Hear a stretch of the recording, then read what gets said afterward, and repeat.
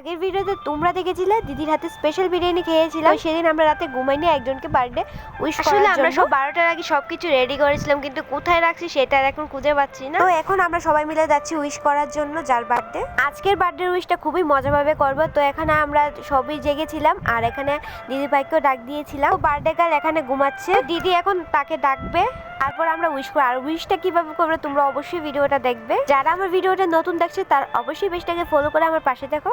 সবাই একটু আমাকে ভালোবাসা দিও। ফার্স্টে আমি যে বেলুনটা ফুলিয়েছিলাম তার মধ্যে কিছু ব্যাপার ছিল যা আমরা ফুটিয়ে হ্যাপি বার্থডে উইশ করেছিলাম সবাই মিলে। তো আমরা অনেকক্ষণ ভেবে এই প্ল্যানটা করেছিলাম যে রাত 12টার সময় উইশ করবো আর সাথে বার্থডে টুপি দেবো আর একটা চশমা দেবো। তো বার্থডে গার্লকে কেমন লাগছে অবশ্যই কমেন্টে জানিয়ে দিও। তো আমরা ছোট্ট একটা প্ল্যান করেছিলাম, যা হবে শুধু কেক কাটিং হবে, এতটুকুই।